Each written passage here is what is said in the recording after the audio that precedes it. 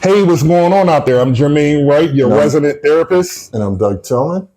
And this is the Crash Out Report. Crash Out Report. Today we have a very interesting video. My brother here brought this to my attention. Yeah. Sit back for this one. All right. We are definitely in for a wild ride, and I'm very much looking forward to hearing your all's perspective on this very interesting crash out we got going on here. Here we go. All right, let's check it out. You can't function on crack. You cannot function on crack. I did for a little while. Yeah, things got really bad quickly. Brought you to your knees, literally and figuratively. Yeah. And do you still have your kid? Yeah. Oh, yeah. And now I'm a dental assistant, right? So I'm supposed to be sitting there doing these procedures with the dentist, and I made up that I have IBS. I'm getting up every 5 minutes, and these are hour and a half, 2 hour, 3 hour appointments for major dental work, and I'm supposed to be there doing all the fucking things, and I'm oh, gotta go. I'm smoking crack at my job. We had a storage closet, and I'm gonna reorganize the whole entire storage closet and whatever, and I'm in there smoking crack. I'm in the fucking back where we're making molds on cooking crack in there, That's insane. That is diabolical. Crack was really another fucking place for me. So yeah, things started to get pretty crazy. Did you ever get caught? Insane. Hey, you watching this video, I want you to imagine you yourself doing crack cocaine, smoking crack at your job when you're supposed to be dealing with clients, patients. You're going into the storage closet to smoke crack and saying, I never got caught. That's what I want to say. Do you think you could have got away with doing crack cocaine at your job and never get caught? I mean, more than likely, I've had a drink, but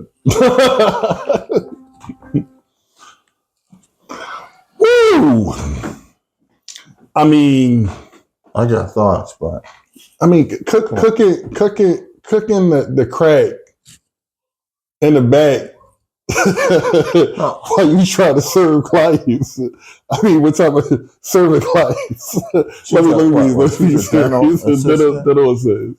assistant. So she's helping the dentist do procedures, and she's telling people she got IBS. What's IBS?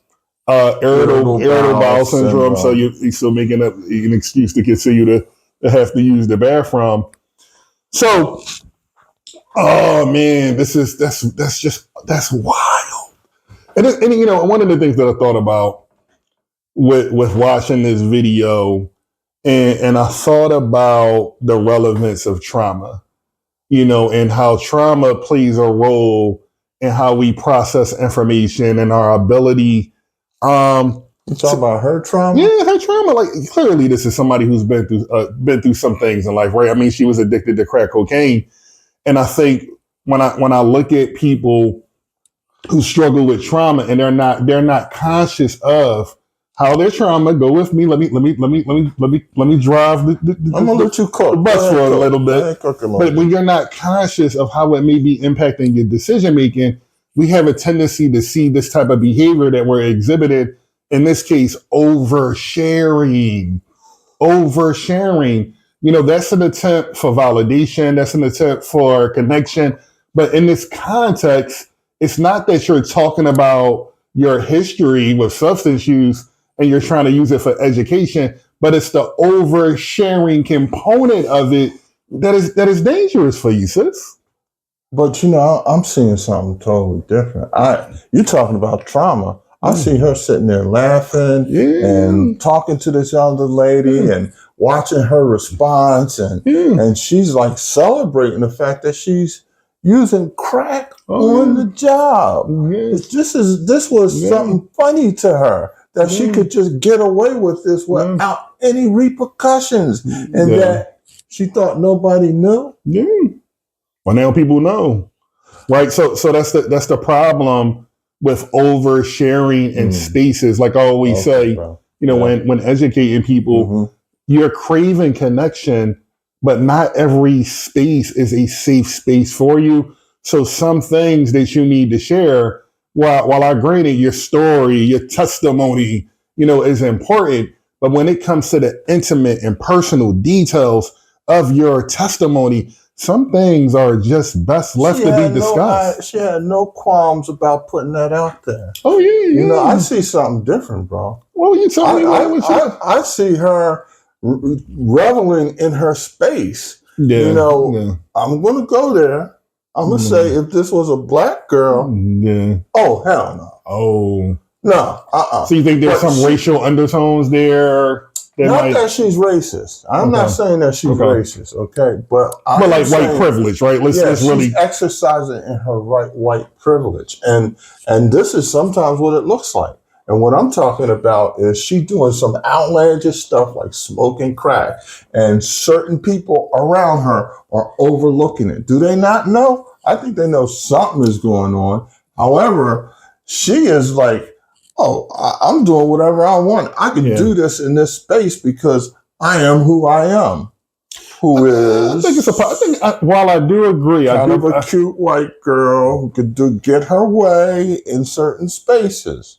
I think there could potentially be a component of that going on, but part of what we see in treatment, and I think when we look at the different degrees of crash outs that we've been talking about, I think this is a little bit of a performative crash out where you're taking your story now, and when you look at the recovery model and being in treatment and sharing your story or offering testimony, you know, that don't have anything to do with race. That's what people do. They get up there, whether you're NA or you're AA, and you tell your story. Now, but I think that this is out on social media. So I was going to say, like, I think the producer has some responsibility with how you want to frame this testimony, because I think this young lady's testimony is kind of being exploited a little bit to maybe, big up a platform. Look how she's putting it out there. She could. It's not that she could care less in the space that she was working and doing what she was doing. Now it's out on social media. She knows she's being videotaped for this, and she has no qualms about saying this because she is who she is,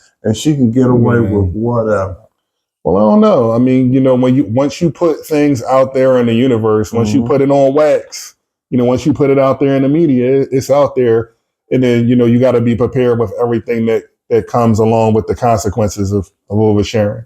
So here's the trick question: do she get another job?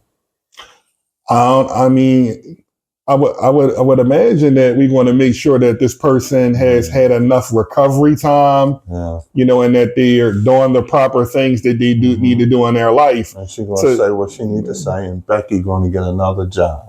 Yeah, I mean, well, should you never get another job, or should she never get another job working as a Keisha going to have a problem anyway. A dental assistant. But then when Keisha put this out there, oh no. Yeah, but Keisha should get another job too, or Tyrone, or whoever we want to go with. Everybody should get another job. But what we want to look at is what protects you. You have a job where you interface with the public. So maybe you can get another job, but maybe you can never get another job as a dental assistant because you have violated the public's trust, and we can't trust that you have the professionalism to do that job because you just admitted to cooking crack in the back. Yeah. This is America in 2025. She ain't got to worry about no DEI. Yeah, but you do have to worry about your licensing boards and stuff like that. So there are things that go beyond just the terminology that we use and all that. You got licensing boards. You can't do that type of stuff. Yeah, sure. With DEI, you had to have credentials and all of this. Yeah. Her credentials could be who she is and who she looks like. So, but here's the thing, right? But this is what I'll say about that. Okay, cool. Well, now you just admitted to the public. You just admitted that you've been doing this. So here's going to be the issue with it, right? A lot of times in these type of spaces, you have to have some type of liability insurance. So since you admit that you like to smoke crack while working with your patients, clients, whatever you want to call them, what type of provider is going to cover you for insurance? You're a liability.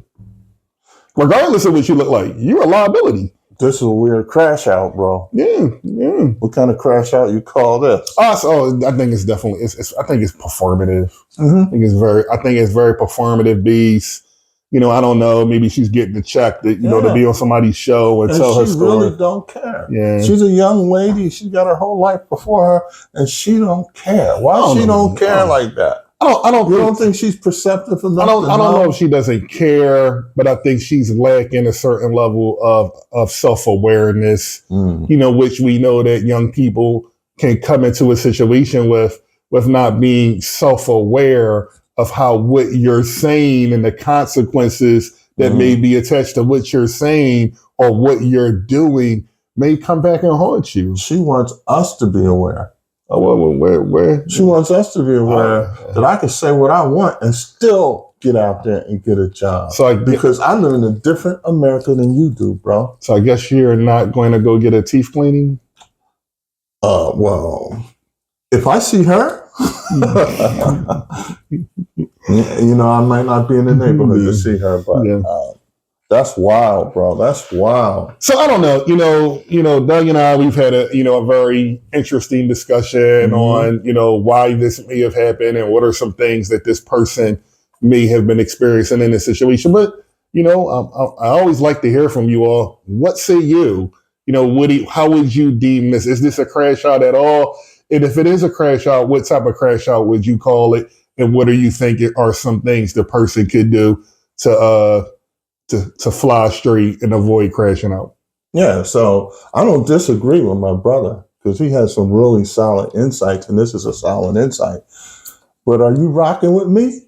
Let me know. Are you rocking with him? What do you see? The crack in the back is wild. Who you rocking with? Who you rocking with? Let us know. How about no rocks at all? Like, let's just do the right thing. We the Crash Out Brothers. And we'll see you next time.